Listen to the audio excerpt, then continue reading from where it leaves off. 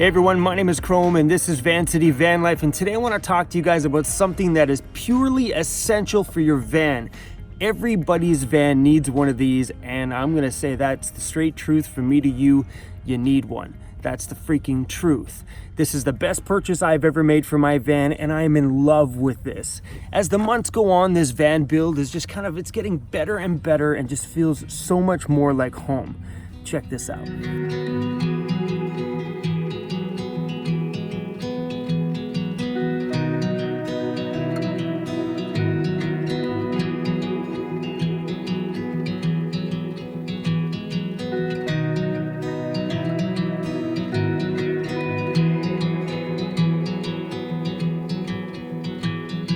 Chrome, are you kidding me?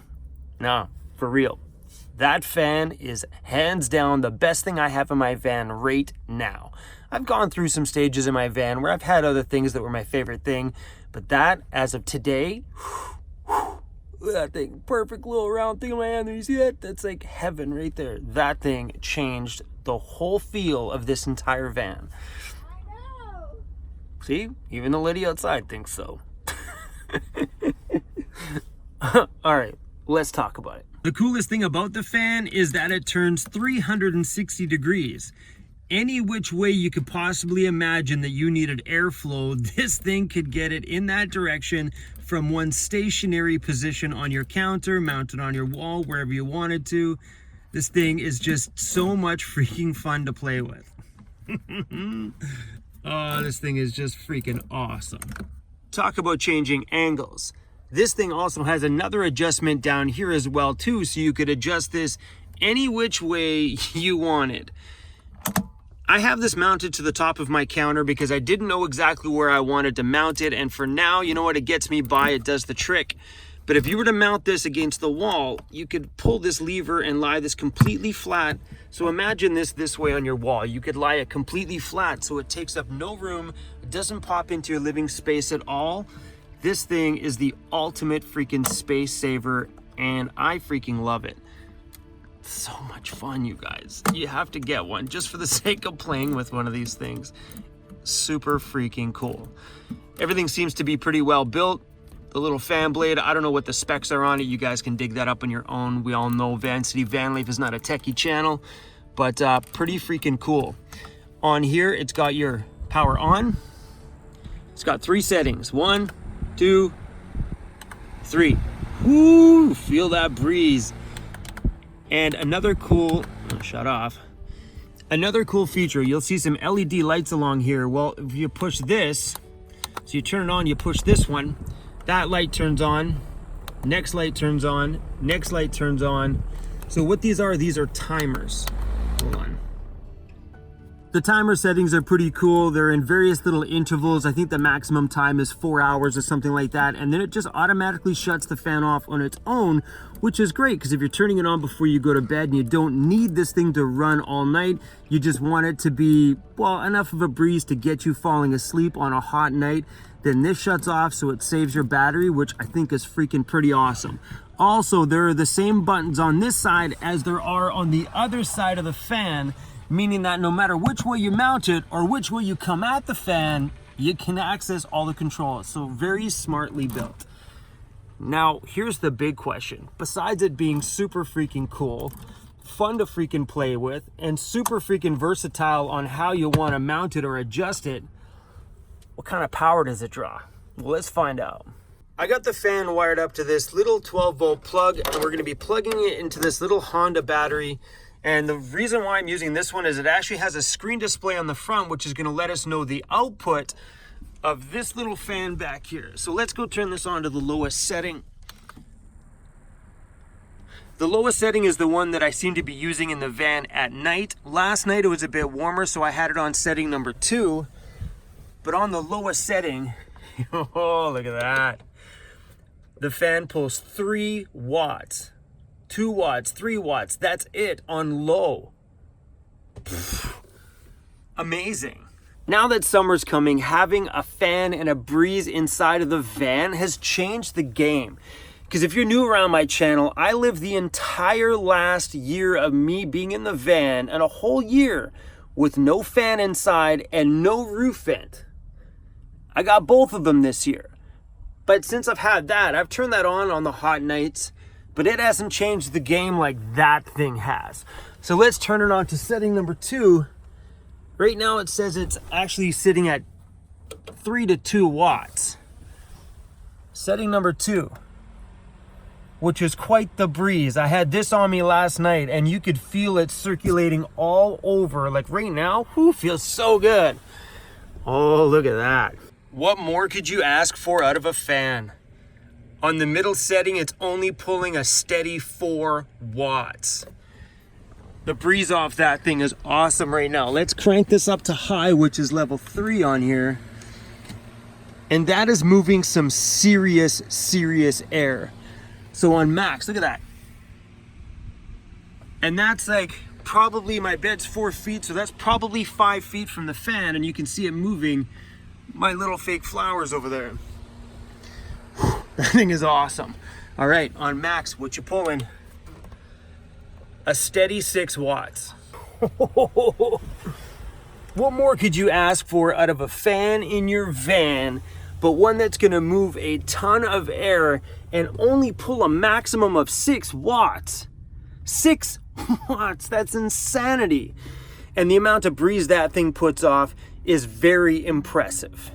So let's take a look and see what this max air fan pulls when it's on high. I got this one mounted into this cupboard onto a Jackery Explorer 440. So let's turn that bad boy on. Display output right now, it is on 0. Can we focus on that? 0. Turn the fan on. Let's turn this on and crank this bad boy up. All right. Let's crack this wide open.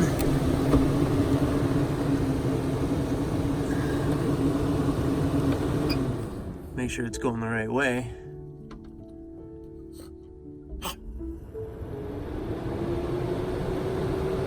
All right, so now that's blowing inwards, and let's see what it's pulling. 36 watts.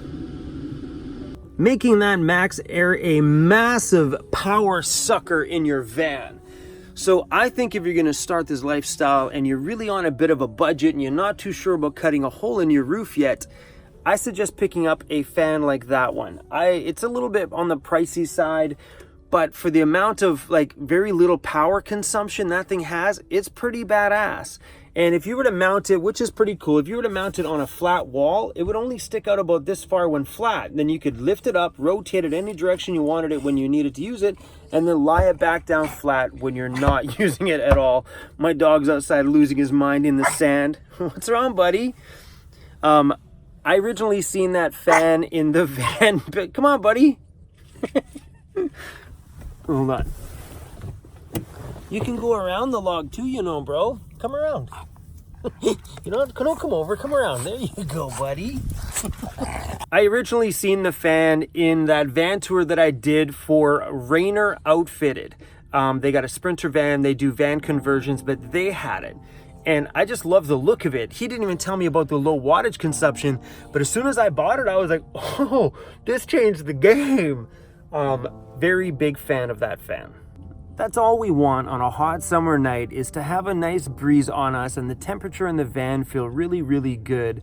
I mean, obviously having a roof vent is beautiful for bringing in good fresh air, but I think when you're starting van life, you can get away with cracking your front windows, because that's all I did for the first year. No roof vent, and I didn't die at all, and I did totally fine in the van. But if you had pop-out windows in your van or minivan or whatever you're driving, I think pop-out windows and a little fan like that is all you're really freaking going to need. I don't think it's necessary, at least not in your first year anyway, to cut a massive hole in your roof and go that route. So crack the windows, push out a pop-out window if you've got them, which would be beautiful. I want to add pop-out windows to the back windows of my van as well too. But if you got that, grab yourself one of those fans and a little battery to power it, like one of those little Honda batteries or the Jackery ones, and it's all you need. You're in and out. So just say you were to power it with this. The price point on these is pretty good. This Honda HLS 290 is a bigger one than the Explorer 240 you guys have seen me play around with. I do have both of them. This is 240 watt hours and this one is 290 watt hours. I love both of them. This one packs a bit more punch. And yeah, just think about this. Grabbing one of these and grabbing yourself one of those fans and you have a super simple van setup that fits in what, 2 hands. That's it. No messy wires, no fussy stuff, nothing crazy, making starting van life pretty damn easy. And the reason why I'm busting this out is because I think between those two, you got summers covered. So if you guys are interested in this battery, I'm going to leave the links in the description down below. I'm also going to leave the link for you guys to check out that fan as well. Do your research on it, make your purchases on whatever you feel right is inside. But I'm telling you, man, that fan changed my sleeps, and I wish I would have bought that thing last year.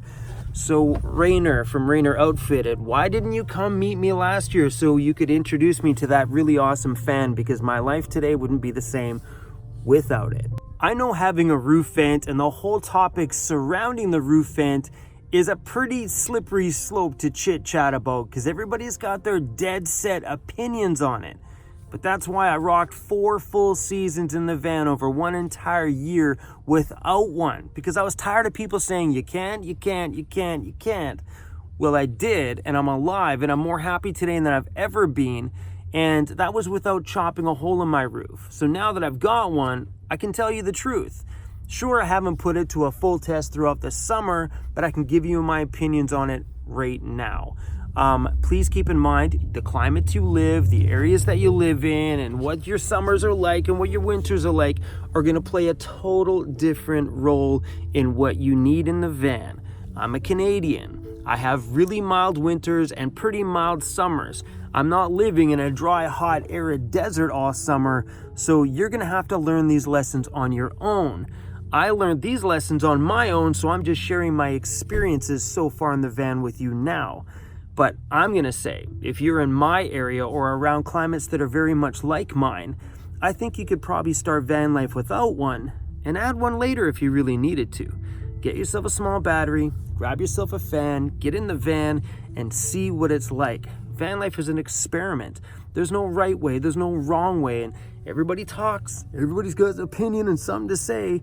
I say get into your van and figure it out on your own. These are just my experiences. I'm sharing them with you guys. If they helped you, super awesome, hit the thumbs up. If they didn't and you think I suck, hit the thumbs down. If you love what we do, please come visit us on Patreon and hit that subscribe button, and welcome to the damn madness. This is Van City Van Life, baby. Everyday van life. All right. My dog's digging in the sand. Let's go say goodbye to the dog, and we'll say goodbye to you. Crizzy, what are you doing? What are you doing, buddy? Hey, what are you attacking? Say bye to everybody. Say thanks for watching today's video. Am I in your way of eating sand? Hey? He is loving this lifestyle. All right, everybody. Peace out. Thanks for watching. Bye-bye.